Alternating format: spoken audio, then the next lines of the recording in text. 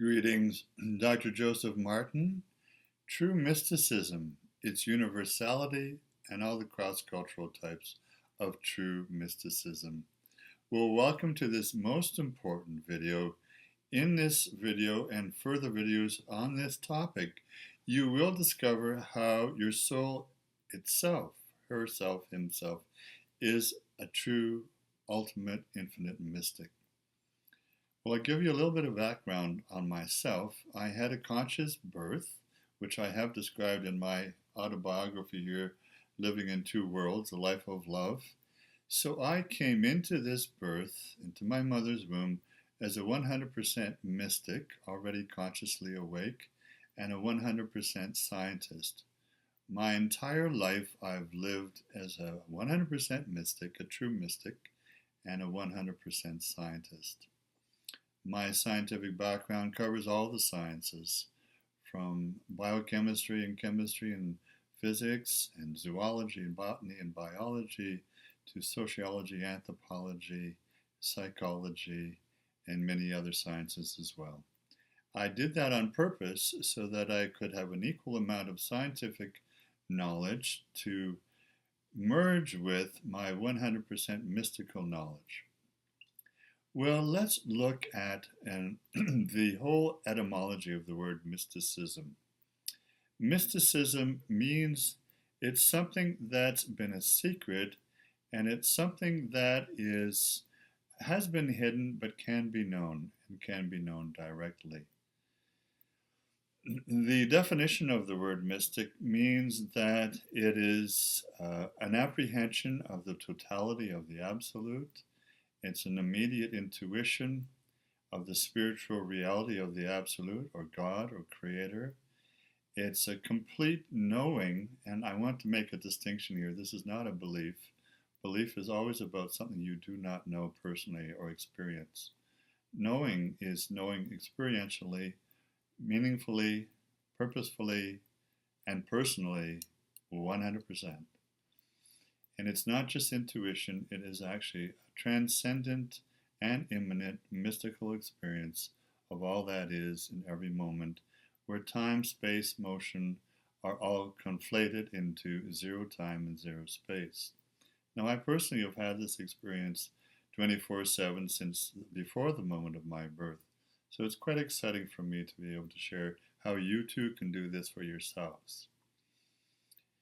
The experience of the transcendent is everything in life, and when you have that absolute knowing and truth, awareness inside your heart and your spirit and your soul and your consciousness, this will lead you to all the meanings to the great questions of life. Who am I? Why am I here? Where did I come from? What's my greatest purpose on life?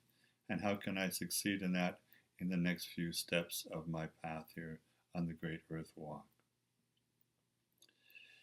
There are many cross-cultural, ancient and modern steps to being mystics and to be training yourself as a mystic. And as I say, everyone can and will, because this is the century that we are in now, where mysticism and science are becoming one again as they were in the last golden age on planet Earth. And so let's just go over what some of those cross-cultural types of mysticism are. We'll start with the earliest ones of the planet, which we know. As an anthropologist, I've been studying my entire life and had experiences with all kinds of indigenous shamanic groups worldwide, and indeed have led my own shamanic trainings for over 35 years here in Canada, including sweat lodges, medicine wheels, and all sorts of other trainings and techniques that I'm about to now mention, just a couple of them. Among the Anishinaabe here in Canada, we have something called the shaking tent. The shaking tent is an ancient, thousands years old tradition in which a shaman, medicine man or woman, will go into a shaking tent, go into a fourth dimensional astral reality, and can do a number of things. They can astral travel through space at the same time and go to another city or territory and gain some information, leave a message or communicate with somebody, and also do a healing at a distance. A moment.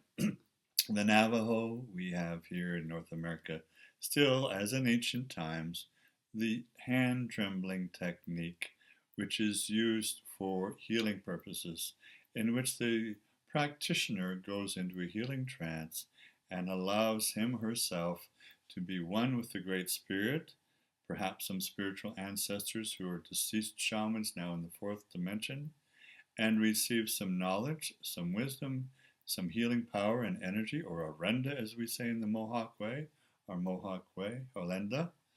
And we then are able to pass through with our hands and the trembling of our hand motions some healing power, some mystical spiritual healing power to the person who is ailing and needs a complete full healing.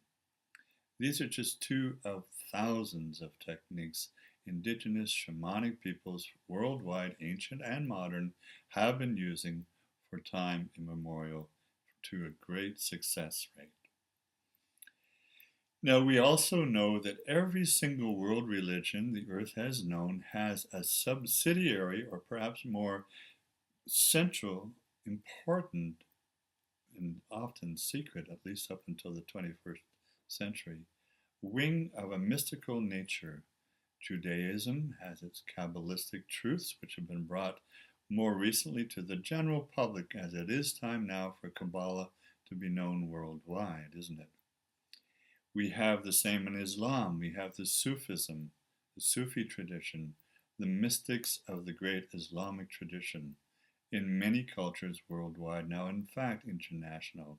I've had the great luck to train with some of them, like Pir Vilayat Khan and his father, Inayat Khan. And we have within Hinduism, which is perhaps the oldest of the great world religions, other than shamanism.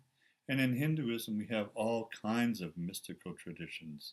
It's not just the Kirtan and the singing and the way that elevates your consciousness, but through Advaita Vedanta, the oneness of all that is, we know that we can go through yogic techniques and also meditation techniques. We can actually become one with the supreme source of all that is, the creator, the source, through many of these Hindu techniques.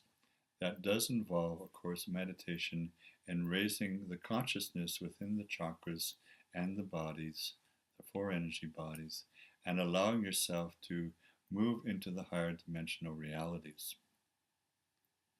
Because that's what mysticism is. It's the transcendent reality of moving from the third dimension through into the fourth, the fifth, sixth, seventh, eighth, and all the way up to the infinite numbers of dimensions, so that your consciousness becomes super consciousness and eventually Christ Buddha consciousness, and then supremely at the apex, the zenith of all these experiences, cosmic consciousness, which is the greatest consciousness that one can have. And you too can experience this as you move forward in this path. There are mystical wings of all the traditions. In Buddhism we have it, in Vajrayana and Tibetan Buddhism, and in Zen Buddhism in Japan and now worldwide.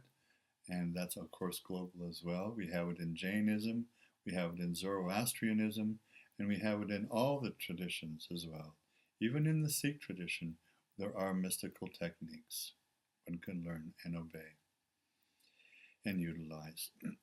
Now, this is important because the next video will show you how mysticism, true mysticism, globally, cross-culturally, is now advancing in all fields, and particularly in the realms of science like physics and quantum mechanics, even biochemistry and genetics now, and brain plasticity. All these things are aspects of how mysticism is imbued in the material world, and scientists will be knowing this as time progresses over the next decades and centuries. So this is a call out and a shout out to all the great scientists there who are open-minded and open-hearted to understand the oneness of mysticism, materialism, and all science of all natures and backgrounds. I've spent my life doing this.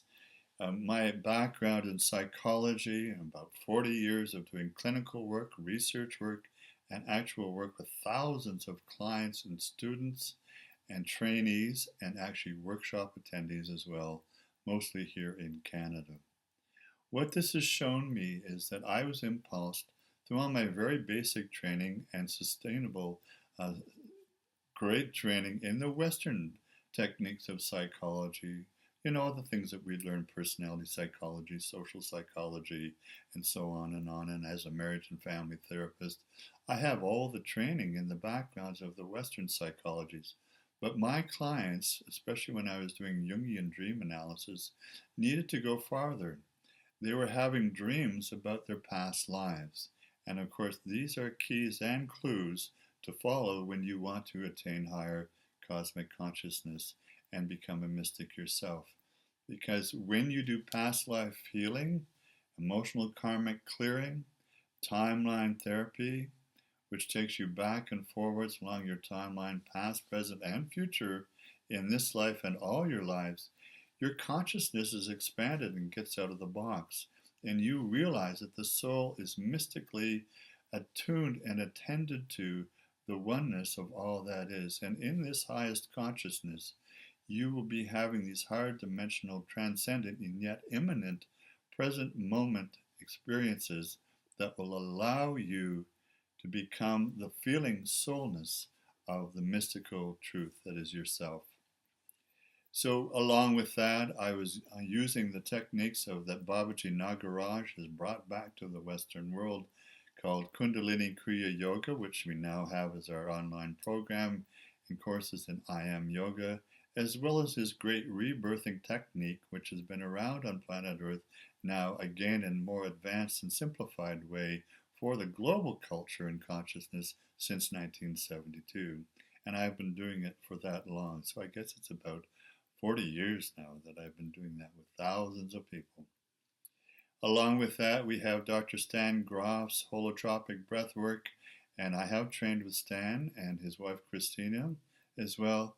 We have many new spiritual psychologies of the future, and my good news to you today is that the new psychology for the next few years, decades, and centuries will be spiritual psychology that will incorporate highest consciousness, and it will be based on the mysticism of the direct, intuitive, spiritual knowing of the union of your soul with the source of all that is, the divinity, the absolute, the creator, God, Goddess.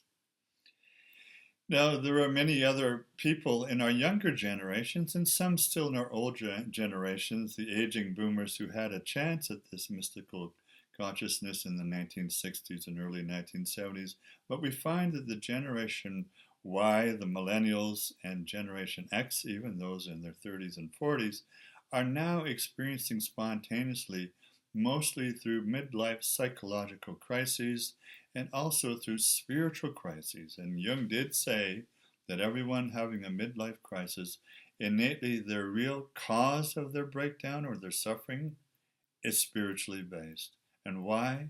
Because in this time of degradation and soullessness and anomie and depression and loneliness, the soul is blocked and locked and hidden and unconscious and is crying out for a spiritual rebirth. Such is the goal when you choose the mystical path.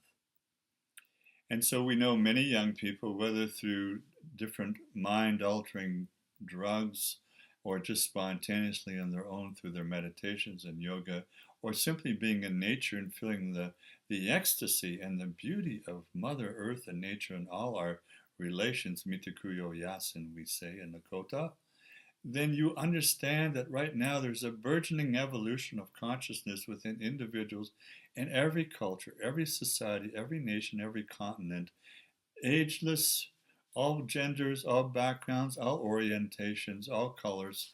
And this is important to realize that this is being experienced by people all over the world at this time. True mysticism is breaking through the little boxes of the ego. And true mysticism is when the ego surrenders to the higher self. This is how the mystical path is found and experienced. It's a giving up of the small things of the material world, of the ego, the needs and desires and fears and anxieties of the ego, and allowing the greater self, the soul, the all that is, the source, to come in and influence and break open and transmute and transform every part of your consciousness, from your biochemistry all the way up through your feelings, your emotions, your willpower, and your mind, your unconscious, your conscious, and your superconscious, and create a unifying wholeness of completion, of peace and joy and beauty and vitality, of exceeding supernal realization of the oneness and the light and the love that you are. And the true hidden core of all these mystical traditions, ancient and modern, is recognizing that you are a being of great love. You are a being of great light. Your heart is a great magnetic love being that can and will and does attract, when you're on your mystical path, all great love and all great beauty and all great truth and freedom to yourself. So that's really all we want to say for today, is an introduction to true mysticism, the universality of mysticism of all human beings and peoples, ancient and modern, and we are in an evolutionary stage now, and this is the important, exciting, adventuresome part for each and every one of us, and I'm looking forward to it because I'm in it, and I'm finding every day new ways to go to a higher consciousness. I know as you co-participate with this, with the source inside your heart, you will find true mysticism and the joy and the beauty of all that is. Dr. Joseph Martin, all love and blessings to you. See you again soon.